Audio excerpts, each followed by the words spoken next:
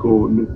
Many had voices of their own that are lost forever now, and there are wastes of stump and bramble where once there were singing groves. I have been idle. I have let things slip. It must stop. Treebeard raised himself from his bed with a jerk, stood up, and thumped his hand on the table. The vessels of light trembled and sent up 2 jets of flame. There was a flicker like green fire in his eyes, and his beard stood out stiff as a great besom. I will stop it, he boomed, and you shall come with me. You may be able to help me. You will be helping your own friends that way, too. For if Saruman is not checked, Rohan and Gondor will have an enemy behind as well as in front. Our roads go together to Isengard. We will come with you, said Merry. We will do what we can. Yes, said Pippin. I should like to see the White Hand overthrown. I should like to be there, even if I could not be of much use. I shall never forget Ugluk and the crossing of Rohan. Good, good, said Treebeard. But I spoke hastily. We must not be hasty. I've become too hot. I must cool myself and think, for it is easier to shout stop than to do it. He strode to the archway and stood for some time under the falling rain of the spring. Then he laughed and shook himself, and wherever the drops of water fell glittering from him to the ground, they glinted like red and green sparks. He came back and laid himself on the bed again and was silent. After some time the hobbits heard him murmuring again. He seemed to be counting on his fingers. Fangorn, Fingras, Floodrip, he sang. The trouble is that there are so few of us left, he said, turning towards the hobbits. Only 3 remain of the first Ents that walked in the woods before the darkness. Only myself, Fangorn, and Finglas, and Floodrip, to give them their elvish names. You may call them Leaflock and Skinbark if you like that better. And of us 3, Leaflock and Skinbark are not much use for this business. Leaflock is grown sleepy, almost tree-ish, you might say. He has taken to standing by himself half asleep all through the summer, with the deep grass of the meadows round his knees. Covered with leafy hair he is. He used to rouse up in winter, but of late he's been too drowsy to walk far even then. Skinbark lived on the mountain slopes west of Isengard. That is where the worst trouble has been. He was wounded by the orcs, and many of his folk and his tree herds have been murdered and destroyed. He's gone up into the high places, among the birches that he loves best, and he will not come down. Still, I dare say, I could get together a fair company of our younger folk, if I can make them understand the need, if I could rouse them.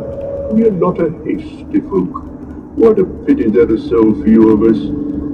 Why are there so few when you've lived in this country so long? Asked Pippin. Have a great many died? Oh, no, said Treebeard. None have died from inside, as you might say. Some have fallen in the evil chances of the long years, of course, and more have grown trees. But there were never many of us, and we have not increased. There have been no Entings, no children, you would say, not for a terrible long count of years. You see, we lost the Entwives. How very sad, said Pippin. How was it that they all died? They did not die, said Treebeard. I never said died. We lost them, I said. We lost them and we cannot find them, he sighed. I thought most folk knew that. There were songs about the hunt of the Ents for the Entwives, sung among elves and men from Northwood to Gondor. They cannot be quite forgotten. Well, I'm afraid the songs have not come west over the mountains to the Shire, said Merry. Won't you tell us some more, or sing us one of your songs? Yes, I will indeed, said Treebeard, seeming pleased with the request. But I cannot tell it properly, only in short, and then we must end our talk. Tomorrow we have councils to call, and work to do, and maybe a journey to begin. It is rather a strange and sad story, he went on after a pause. When the world was young, and the woods were wide and wild, the Ents and the Entwives, and there were Ent maidens then, the loveliness of Fimbrethil, of wandering light-footed in the days of our youth. They walked together and they housed together, but our hearts did not go on growing in the same way. The Ents gave their love to things that they met in the world, and the Entwives gave their thought to other things, for the Ents loved the great trees, and the wild woods, and the slopes of the high hills, and they drank of the mountain streams, and ate only such fruit as the trees let fall in their path, and they learned of the elves, and spoke with the trees. But the Entwives gave their minds to the lesser trees, and to the meads and the sunshine beyond the feet of the forests, when they saw the stone and thick, and the wild apple and the cherry blossoming in spring, and the green herbs in the waterlands in summer, and the seeding grasses in the autumn fields. They did not desire to speak of these things, but they wished them to hear and obey what was said to them. The Entwives ordered them to grow according to their wishes, and bear leaf and fruit to their liking, for the Entwives desired order, and plenty, and peace, by which they meant that things should remain where they had set them. So the Entwives made gardens to live in, but we Ents went on wandering. We only came to the gardens now and again. Then when the darkness came in the north, the Entwives crossed the great river and made new gardens, until new fields, and we saw them more seldom. After the darkness was overthrown, the land of the Entwives blossomed richly, and their fields were full of corn. Many men learned the crafts of the Entwives and honored them greatly, but we were only a legend too, a secret in the heart of the forest. Yet here we still are, while all the gardens of the Entwives are wasted. Men call them the Brownlands now.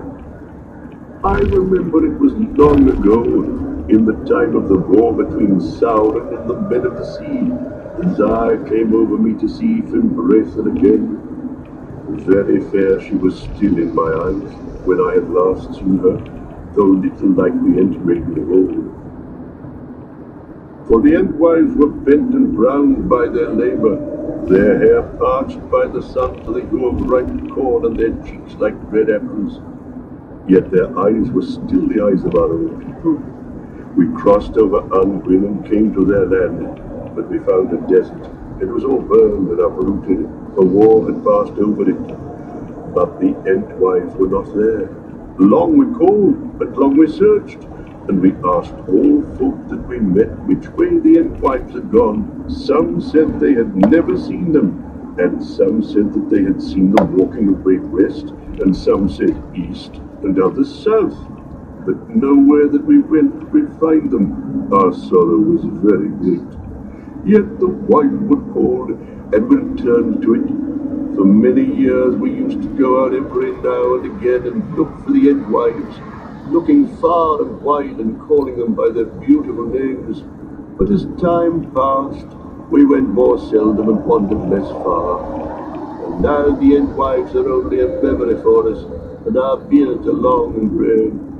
The elves made many songs concerning the search of the Ents, and some of the songs passed into the tongues of men. But we made no songs about it, being content to chant their beautiful names when we thought of the Entwives.